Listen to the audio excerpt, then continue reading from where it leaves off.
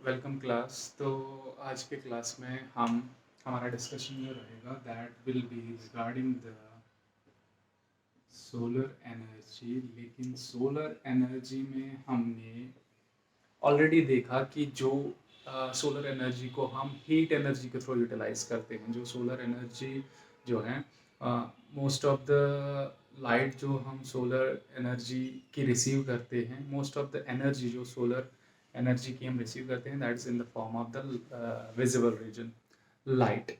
तो वो visible region जो है उसको भी, उस विजिबल रीजन को भी हम हीट की फॉर्म में कन्वर्ट करके यूज़ करते हैं।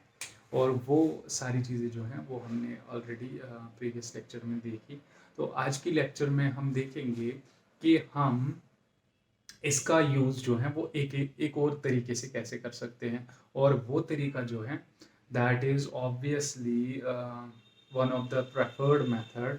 क्योंकि आप लोगों को मैंने पहले भी बोला है, आप लोग देखोगे, आप लोग एक चीज़ नोटिस करोगे कि मैक्सिमम एनर्जीज को हम फाइनली सोलर एनर्जी में कन्वर्ट करने की, सॉरी, इलेक्ट्रिकल एनर्जी में कन्वर्ट करने की कोशिश करते हैं। तो यहाँ पे भी वही है, सोलर एनर्जी का कन्वर्जन जो है वो हम इलेक्ट्रिकल एनर्जी में करेंगे।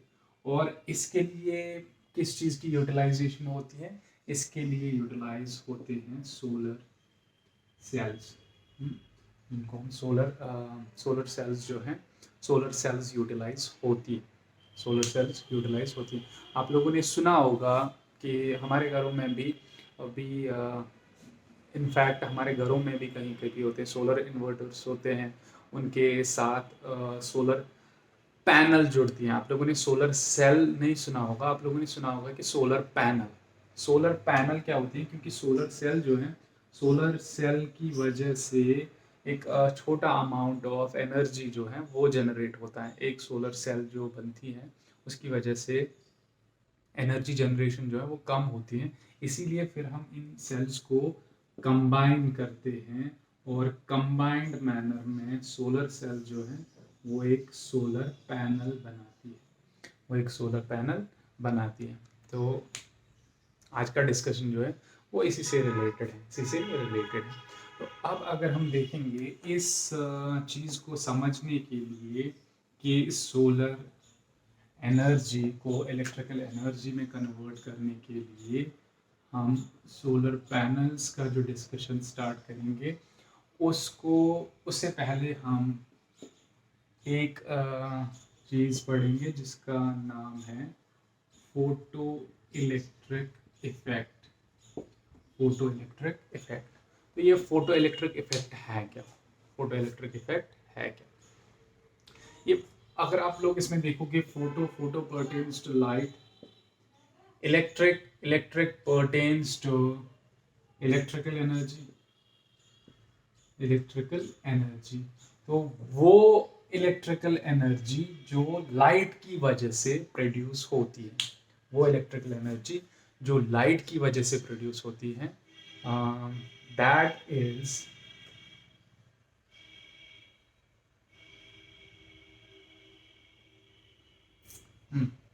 वो इलेक्ट्रिकल एनर्जी जो लाइट की वजह से प्रोड्यूस होती है, उसके लिए रेस्पॉन्सिबल कौन सी चीज़ होती है? Photo electric effect. Photo electric effect. अब ये फोटो इलेक्ट्रिक इफेक्ट है क्या?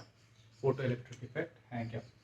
फोटो इलेक्ट्रिक इफेक्ट जो है, ये फोटो इलेक्ट्रिक इफेक्ट आप लोगों ने ऑलरेडी पढ़ा होगा कि एक सबस्टेंस में, एक एलिमेंट में जो है एटम्स होते हैं, मतलब किसी भी सबस्टेंस में एटम्स होते हैं। तो एटम्स जो होते हैं, एटम्स के दो सेक्शंस बनते हैं, एक बनता है न्यूक्लियस और दूसरा बनता है extra nuclear part. Extra nuclear part जो होता है, एक्स्ट्रा न्यूक्लियर पार्ट में इलेक्ट्रॉन्स होते हैं, एक्स्ट्रा न्यूक्लियर पार्ट में इलेक्ट्रॉन्स होते हैं।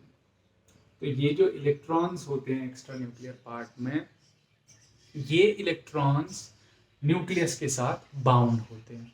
लेकिन कुछ स्पीशीज में ये इलेक्ट्रॉन्स जो हैं वो इतने बाउंड होते हैं कि उनको वहाँ से निकालना बहुत मुश्किल है। कुछ स्पीशीज में ये आराम से निकल जाते हैं, आराम से निकल जाते हैं।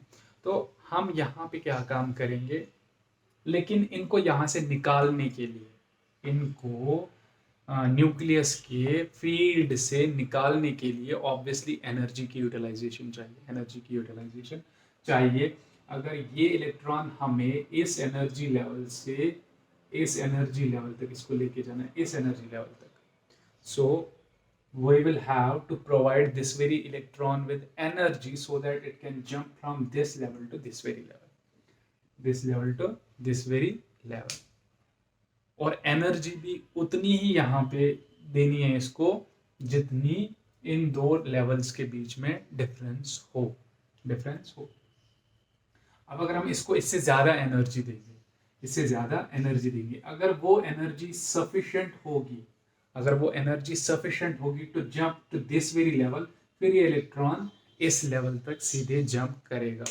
और ऐसे ये जंप करते करते करते करते न्यूक्लियस से दूर जा रहा है, तो एक टाइम ऐसा आएगा जब न्यूक्लियस के फील्ड से ये बाहर निकलेगा,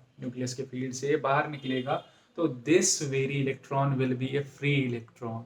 ये अब न्यूक्लियस के फील्ड बाउंडेशन से बाहर होगा, ये न्यूक्लियस की फील्ड बाउंडेशंस में नहीं है। जब ये न्यूक्लियस की फील्ड बाउंडेशंस में नहीं है, तो फिर ये इलेक्ट्रॉन अवेलेबल हैं एक जगह से दूसरी जगह तक फ्लो होने के लिए। देखो, एक तो हो गया कि ये बाहर निकल रहा है सिर्फ, और दूसरा हो गया कि आप लोगों ने ऑलरेडी एक चीज़ पढ़ी होगी जिसको हम कहते हैं थ्रेशोल्ड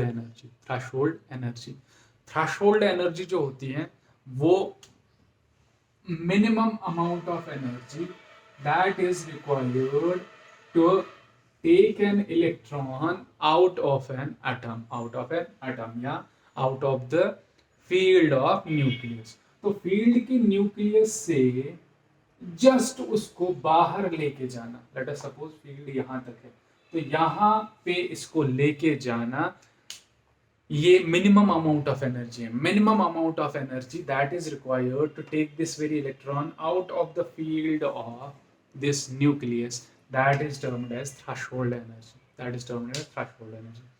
अब मान लो आपने इस इलेक्ट्रॉन को थ्रेशोल्ड एनर्जी से ज्यादा एनर्जी दी, तो फिर क्या होगा?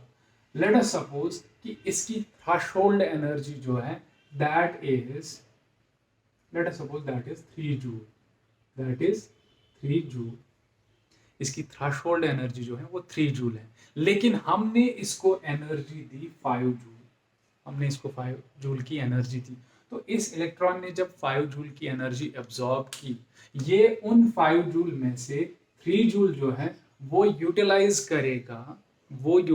करेगा या इस न्यूक्लियस के फील्ड से बाहर जाने के लिए, और बाकी 2 जूल जो बचेंगे, that 2 joule of energy will be converted into the kinetic energy of this very electron. वो इसकी मोशन के साथ निकल जाएंगे, क्योंकि ये लोअर एनर्जी लेवल से हायर एनर्जी लेवल में जा रहा है, और अब ये हायर एनर्जी लेवल वो लेवल है जहाँ पे इस पे न्यूक्लियस का फोर्स है ही नहीं। तो this very electron will reach to that very level with some amount of energy, and that very energy will be in the form of kinetic energy, तो फिर उसकी वजह से ये इलेक्ट्रॉन जो है ये कैपेबल होगा चलने के लिए। तो इसी चीज को अब अगर हम यहाँ पे देखेंगे, तो जब ऐसे ही इलेक्ट्रॉन्स का एक डायरेक्शनल फ्लो होगा, तो उसकी वजह से करंट जनरेट होगी, इलेक्ट्रिसिटी जनरेट होगी।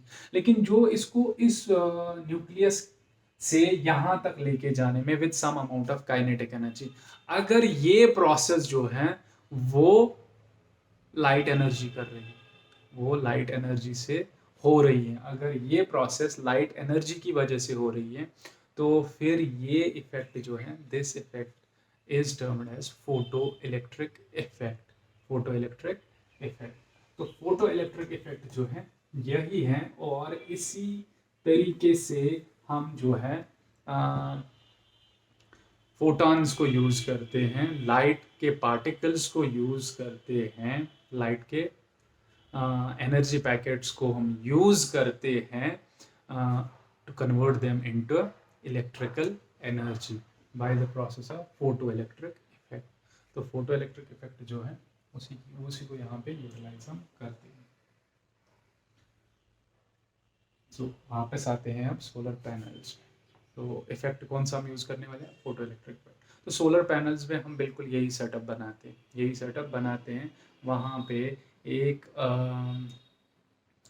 साइड में जो सोलर सेल जो बनेगी, सोलर सेल के एक साइड में जो है ऐसा सबस्टेंस होता है जिस पे सन की एनर्जी पड़ेगी और उसमें इलेक्ट्रॉन्स जो हैं वो इमिट हो जाएंगे, उससे इमिट हो जाएंगे और वो दूसरे साइड की तरफ जाएंगे and this will constitute A current. तो एक करंट यहाँ पे जनरेट हो जाती है। अब सोलर पैनल्स जो हैं ये आज के टाइम पे जो सोलर पैनल्स हैं ये तो फिर भी बहुत मतलब अच्छी क्वांटिटी में एनर्जी जनरेट करते हैं। लेकिन पहले पहले जब सोलर पैनल्स बनाई गई थी तो उसमें यूज़ होता था सेलेनियम। और सेलेनियम जो है, जो सबसे पहली सोलर सेल बनाई गई थी उसमें सेलेनियम का यूज़ हुआ था और उसकी एफिशिएंसी जो थी दैट वाज 0.7%। तो जितनी भी लाइट उस पे इंसिडेंट हो रही थी उसका 0.7% जो है वो कन्वर्ट कर पा रही थी जिसमें इलेक्ट्रिकल एनर्जी में। और फिर ये प्रोसेस जो है ये धीरे धीरे with the advancement in the technology और सोलर एनर्जी की तरफ जो फिर हमें धीरे धीरे ज़्यादा अपना फोकस जो है वो डाइवर्ट करना पड़ा। क्यों? बिकॉज फिर हमें ये विद टाइम पता चला कि फॉसिल फ्यूल्स जिन पे हम इतना ज़्यादा डिपेंड कर रहे हैं they are going to end some day. तो इसलिए हमें अल्टरनेट सोर्सेज पे जाना पड़ेगा। तो उसमें सोलर एनर्जी जो है it is one of the most feasible and most preferable source. तो इसीलिए सोलर पैनल्स जो हैं सोलर एनर्जी में जो है उसमें रिसर्च, उस साइड में रिसर्च ज़्यादा ज़्यादा स्टार्ट हो गया और फाइनली जो है सोलर पैनल्स में इम्प्रूवमेंट स्टार्ट हो गई। और ये वैल्यू जो है एफिशिएंसी का वैल्यू ये धीरे धीरे बढ़ता गया। ये 12 पे पहुंचा, फिर धीरे धीरे 15 पे पहुंचा और फिर धीरे धीरे ये करंट वैल्यू पे पहुंचा जो अभी करंटली है। और करंटली जो है that is not a huge as well but very huge from this very value। तो 25% अभी कन्वर्शन एफिशिएंसी जो होती है सोलर सेल्स की होती है। और ये 25% एफिशिएंसी जो है ये किस वजह से है, मतलब ये कौन से सबस्टेंस हम इसमें यूज़ करते हैं, वो यूज़ सिलिकॉन। सेमीकंडक्टर्स में आप लोगों ने पढ़ा होगा सिलिकॉन एंड जर्मेनियम मोस्टली जो हैं ये दो सेमीकंडक्टर्स हम यूज़ करते हैं। और इसी से हमारे बाकी मैक्सिमम इक्विपमेंट्स जो हैं इलेक्ट्रॉनिक इक्विपमेंट्स जो हैं वो बने हुए होते हैं। मैक्सिमम जो है वो सिलिकॉन और जर्मेनियम से ही बने होते हैं, उनमें सिलिकॉन जर्मेनियम मोस्ट यूज़ होता है। तो अभी हम यहाँ पे भी सिलिकॉन का यूज़ करते हैं। और सिलिकॉन का यूज़ जब हम करते हैं तो उसकी वजह से एफिशिएंसी जो है वो 25% तक पहुँची है। और हम सोलर सेल्स को यूटिलाइज करते हैं एनर्जी जनरेशन के लिए। लेकिन अब अगर हम देखेंगे कि एनर्जी जनरेशन जो है वो इसमें कैसे होगी, वो आप लोगों ने ऑलरेडी फोटो इलेक्ट्रिक इफेक्ट जो है उसमें देखा कि कैसे light energy is being converted into the electrical energy. तो प्रोसेस वही यहाँ पे होगी। हाँ, सिर्फ यहाँ पे हम एक सेल नहीं, हम पैनल बनाते हैं पूरी और उसमें बहुत सारी सेल्स होती हैं क्योंकि एक सेल से जो आने वाली एनर्जी होती है वो बहुत कम होती है and that is not sufficient in any manner. इसीलिए बहुत सारी सेल्स एक साथ हम रखते हैं और उसकी वजह से जो है एक सोलर पैनल बनती है। अभी आप लोगों ने देखा होगा बहुत जगहों पे सोलर पैनल्स इंस्टॉल होती हैं। स्ट्रीट लाइट्स जो होती हैं उनमें भी प्रेफरेबल मेथड हम यही करते हैं, क्योंकि वहाँ पे देखो, वहाँ पे उसका बेनिफिट क्या रहता है, जो हमें वायरिंग करनी होती है वायरिंग ख़त्म हो जाती है बिल्कुल। क्योंकि सोलर पैनल हम लगाते हैं, हम स्ट्रीट लाइट लगाते हैं, स्ट्रीट लाइट के ऊपर एक सोलर पैनल होती है, और सोलर पैनल जो है, सोलर पैनल उसी पोल पे जिस पे सोलर पैनल और स्ट्रीट लाइट होती है उसी पोल पे उसकी बैटरी भी हम लगाते हैं। और जो सोलर पैनल से एनर्जी आने वाली है, क्योंकि हमें पता है सोलर पैनल से एनर्जी तब आएगी जब इस पे फोटॉन्स इंसिडेंट होंगी, जब इस पे लाइट इंसिडेंट होंगी, और जब वो लाइट इंसिडेंट होती हैं उस टाइम वो सिर्फ दिन में इंसिडेंट हो सकती है। तो इसीलिए तब जो इलेक्ट्रिसिटी जनरेशन होगी यहाँ से वो हम स्टोर करके रखते हैं इन द बैटरी। तो ये पूरा सेटअप जो है वहीं पे होता है सारा, और हमें कहीं और जगह से वायर्स लेके नहीं आनी है, वायर्स की मेंटेनेंस नहीं करनी है, वहीं पे हमें एक सूटेबल सेटअप जो है वो बन जाता है।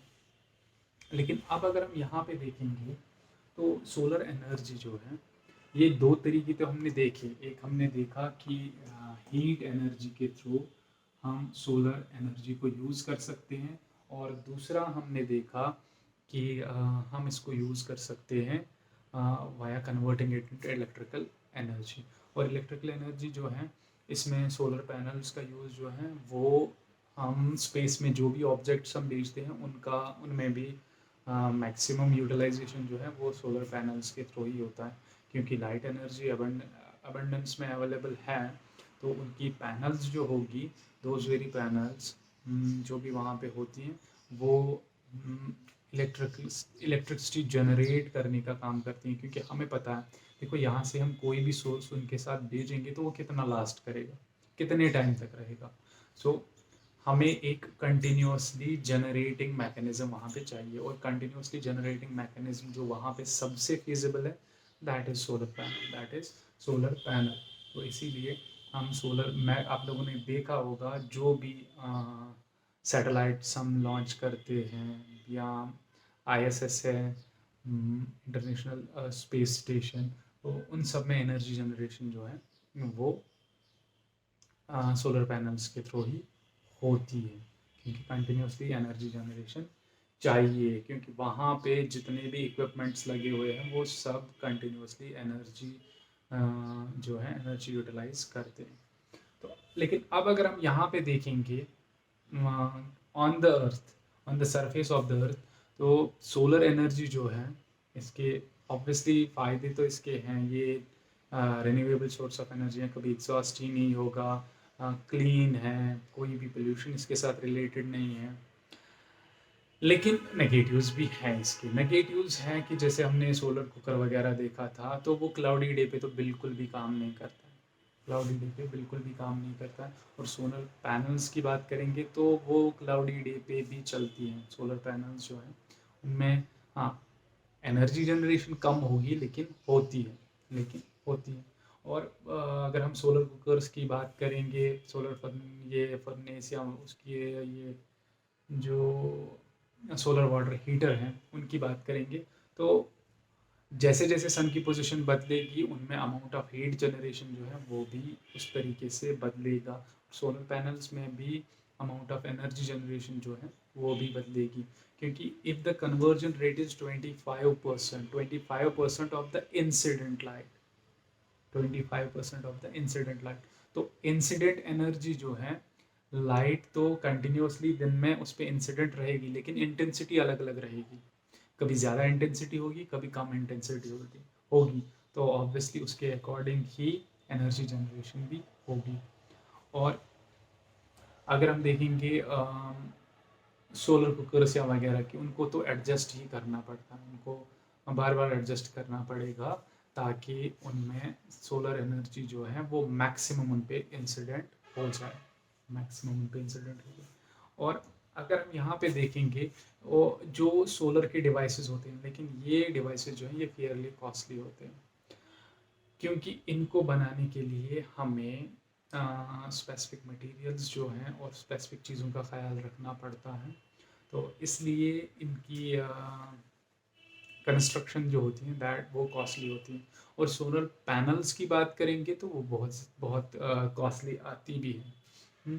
पैनल सोलर पैनल्स जो आती हैं जो हमारे घरों में जुड़ती हैं, उनका कॉस्ट जो है वो अच्छा खासा जाता है, 10-20,000 के आसपास। वो एक पैनल जो है वो 10,000-12,000 के आसपास जाएगी, 12,000 के आसपास जाएगी। तो अब अगर हम यहाँ पे देखेंगे तो इसका कॉस्ट इतना क्यों जाता है? इतना कॉस्ट उसका इसलिए जाता है क्योंकि सोलर पैनल में जो एनर्जी जनरेशन होती है बाय सिंगल सेल वो कम होती है, वो बहुत कम अमाउंट में होती है। तो फिर हम क्या काम करते हैं, जो सोलर सेल्स को एक दूसरे के साथ जोड़ने का काम होता है, वो हम चाहते हैं कि उसमें कोई लॉसेस ना हो। आप लोगों को पता है कि कंडक्टर्स के थ्रू जब करंट चलती है तो लॉसेस होते हैं। तो हम यहाँ पे क्या काम करते हैं, हम यहाँ पे आ, ऐसी चीज़ें यूटिलाइज करना चाहते हैं जिनमें रेजिस्टेंस लॉसेस जो है वो बहुत कम हो। इसीलिए यहाँ पे सोलर सेल्स के बीच में कनेक्शन, जो सोलर सेल्स के बीच में जो कनेक्शंस होते हैं, याद रखना, वो जो है वो सिल्वर से होते हैं, वो सिल्वर से किए गए होते हैं।